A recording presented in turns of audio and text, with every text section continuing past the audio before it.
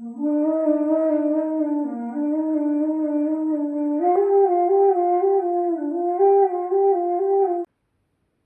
जब भी आपको बांसुरी में फूंक मारने में या उसे पकड़ने में तकलीफ हो रही हो, तो कोई भी गुरुजी यही बोलते हैं कि आपने लॉन्ग नॉट्स की प्रैक्टिस की कि नहीं। तो जो लॉन्ग नॉट्स है वही बांसुरी की हर एक समस्या का समाधान है।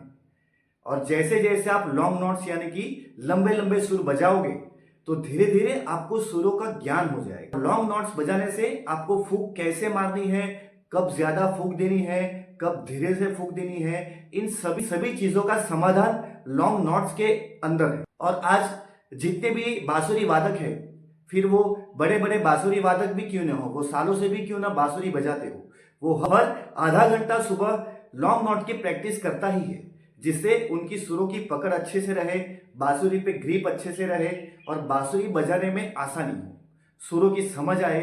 हर एक चीज का सॉल्यूशन लॉन्ग नोट्स के अंदर छिपा हुआ है। अगर आपने सारेगामापा बजा लिया, इसका मतलब है कि बांसुरी का सबसे कठिन पड़ाव आपने पार कर लिया।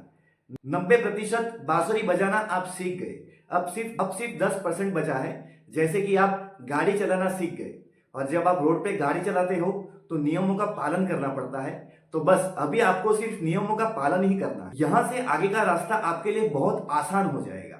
लॉन्ग नोट्स बजाने से पहले कुछ महत्वपूर्ण मुद्दे को आपको समझना होगा कि अभी मैंने तानपुरा ऐप यहाँ पे लगाने वाला हूं। आप भी तानपुरा ऐप पीछे लगा दीजिए। अगर आपको पता नहीं कि तानपुरा क्या है, स्केल क्या है, अगर आप पहली बार मेरा वीडियो देख रहे हो, तो यहां से आपको सारी लिंक मिल जाएगी।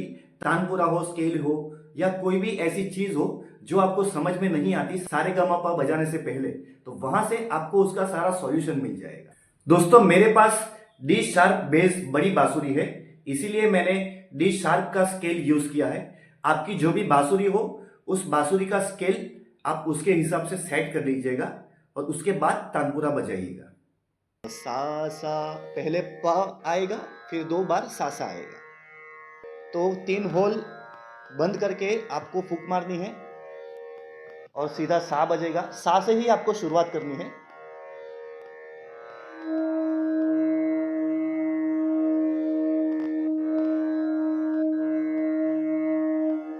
और एक बात का आपको खास ध्यान देना है कि जब भी आप लॉन्ग नोट्स की प्रैक्टिस करो, तो आपको सा से ही शुरू करना है।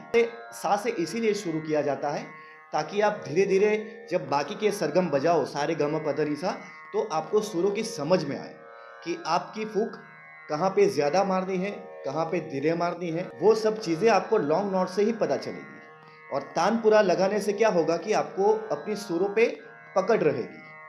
और जब भी सा बजाओ तो कमर सीधी होनी चाहिए और गहरी सांस लेके धीरे से फूंक मारनी है। जोर से फूंक नहीं मारनी है आपको। अक्सर लोग क्या करते हैं, जब लॉन्ग नोट्स बजाने की बात आती है तो सीधा यहां से जोर से फूंक मारते हैं। देखिए, इस तरह से फूंक नहीं मारनी है, आपको एकदम धीरे से फूंक मारनी है। आपको इस तरह से फूंक मारनी है कि फूंक मारने के बाद जो आवाज सुनाई दे उसको आपको मेंटेन रखना है। आप समझ रहे हो? और वो जो धीरे से फूंक मारोगे, जब आपकी सांस खत्म होगी तब तक फूंक नहीं मारनी है। ऐसा हो जाए तब तक फूंक नहीं मारनी है। कुछ सांस आपको बचा के रखनी है और जब छोड़ो तो धीरे से छोड़ दीजिए। देखिए, मैं दिखाता हूं।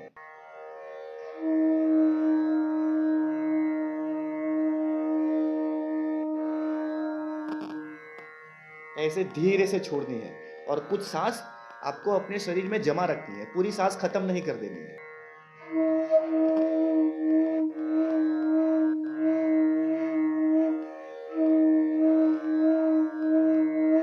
इस तरह से फूंक नहीं मारनी है।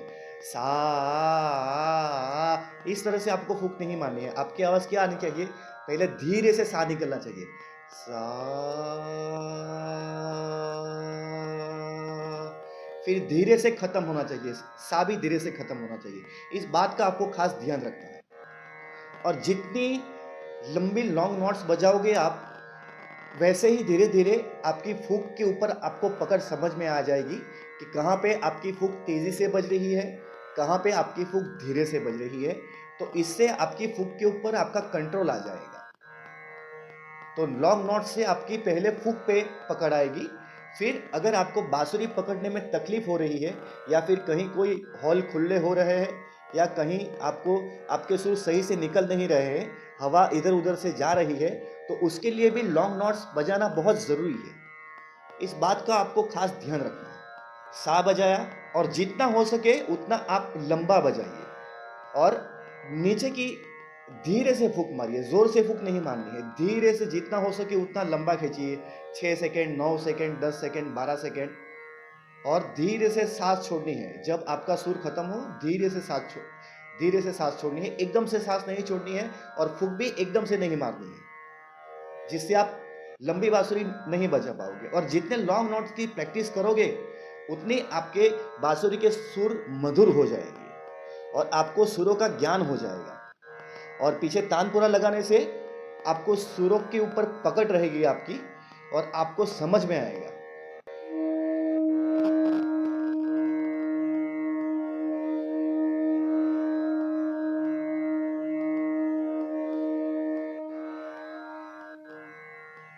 अभी रे,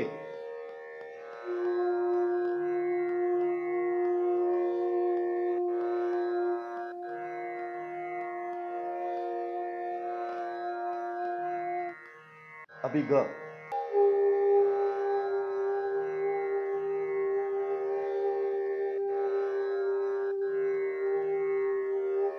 जितना हो सके उतना लंबा खींचिए और तेज फूंक नहीं मारनी है। इस तरह से मत बजाइएगा, इस तरह से नहीं बजाना है, धीरे से फूंक मारनी है।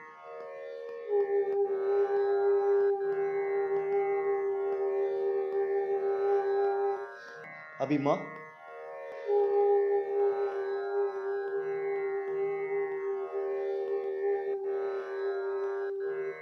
प,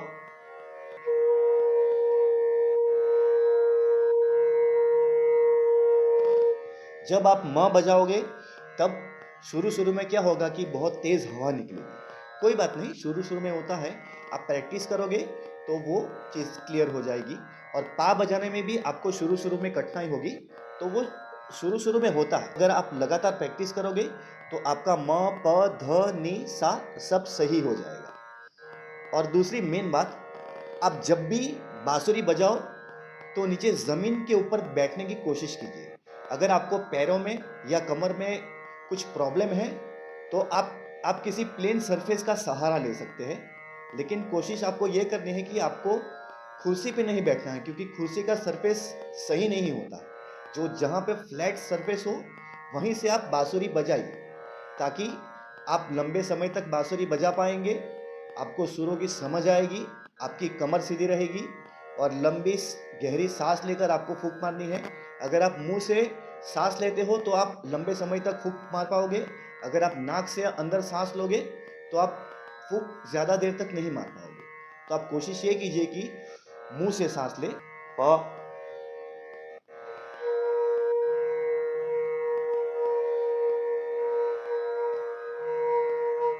ध,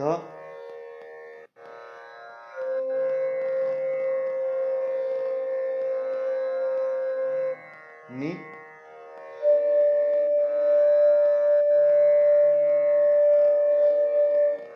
सा,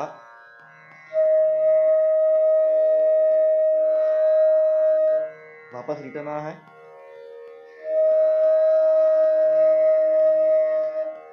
नि, ध, प, ग, म, रे, सा। अभी मैं आपको फटाफट बता रहा हूँ ताकि वीडियो ज़्यादा लंबा ना हो जाए, और जितना हो सके उतनी आपको लंबी फूंक मारनी है। उससे आपको फूंक मारने में, बांसुरी पकड़ने में, सुरों को समझने में, हर चीज़ का आपको सॉल्यूशन मिलेगा। और अगर आपने सारे गामा पा बजा लिया, मतलब में आप गाड़ी चलाना सीख गए, अब आपको लाइसेंस मिल गया है। अब आप रोड पे चलाते समय सिर्फ रोड के नियमों का ही आपको पालन करना है। यानी इसके बाद की जो बांसुरी बजाने की तकनीक है वो आपके लिए बहुत आसान और सरल हो जाएगी। तो सबसे कठिन पड़ाव सारेगामापा तक का ही रहता है। इसी में लोग बांसुरी बजाना छोड़ देते हैं और ज़्यादा करके सारेगामापा से भी ज़्यादा दिक्कत आती है म से प में।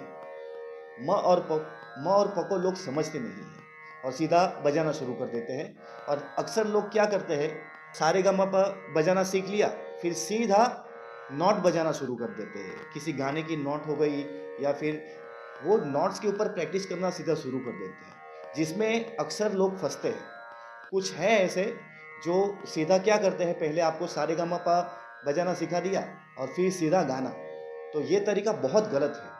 आपको पहले सारेगामापा को ढंग से समझना होगा, तभी आप आगे अच्छे से बांसुरी बजा पाएंगे। तो लॉन्ग नोट्स का मतलब ये नहीं है कि आपको बांसुरी को इस तरह से बजानी है।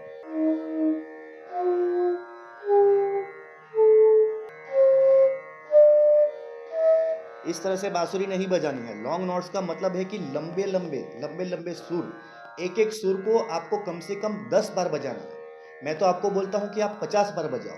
और जब भी बांसुरी बजाओ उससे पहले आधा घंटा तक आपको लॉन्ग नोट्स की प्रैक्टिस करनी है। और एक बात का आपको खास ध्यान देना है कि पहले आप सा के ऊपर ज़्यादा ध्यान दीजिए, क्योंकि अगर आपका एक बार सा सही हो गया तो बाकी के सुर आपको समझने में और बजाने में बहुत आसानी हो जाएगी। आपकी बांसुरी मधुर बजेगी। तो आपका पहला फोकस सा रहना चाहिए। जब तक सा आपका सही नहीं होता तो सा से आगे मत जाइएगा, नहीं तो आपको फिर प्रॉब्लम हो जाएगी। सारेगामा पधनिसा लॉन्ग नोट्स में आप बजा लोगे, लेकिन क्या हो जाएगा, कुछ कुछ सुर में हवा इधर से जाएगी उधर से जाएगी, ये सब प्रॉब्लम रहेगी। तो एक एक करके आपको हर एक नोट्स को क्लियर करना है। सा रे ग म प ध नी सा, एक एक करके आपको लॉन्ग नोट्स की प्रैक्टिस करनी है और सा से ही शुरू करना है और सा पे ही खत्म करना है, ताकि आपको बांसुरी पे पकड़ आपकी आ जाए। आपको बांसुरी के ऊपर आपका वश आ जाएगा। हवा कहाँ तेज मारनी है, कहाँ धीरे मारनी है, हर एक चीज आपको अपने आप ही पता चल जाएगी।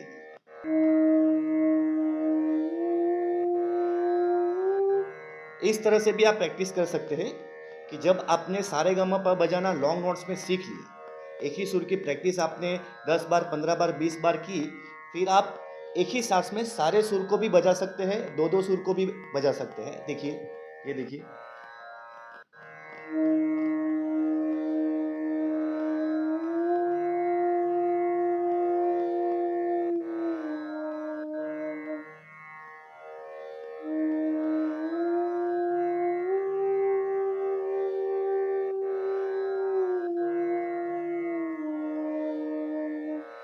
इस तरह से भी आप प्रैक्टिस कर सकते हैं, लेकिन पहले आपको एक एक सुर की प्रैक्टिस करनी है।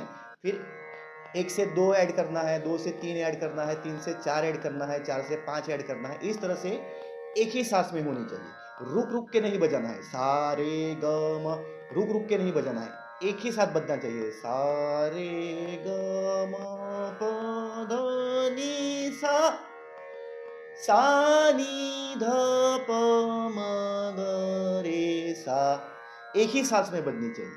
शुरू शुरू में नहीं बजेगा, लेकिन अगर आप प्रैक्टिस करोगे तो आपका सुर सही हो जाएगा और आपको सुरों की समझ आ जाएगी। देखिए,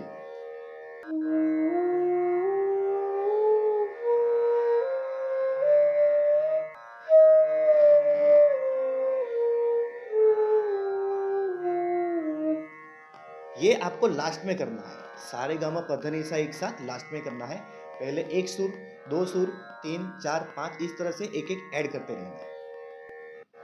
अगर मेरी वीडियो अच्छी लगी तो मेरे चैनल को सब्सक्राइब कर दीजिए, लाइक कर दीजिए, कमेंट कर दीजिए। वीडियो देखने के लिए आप सभी का बहुत बहुत आभार। आपका दिन शुभ रहे।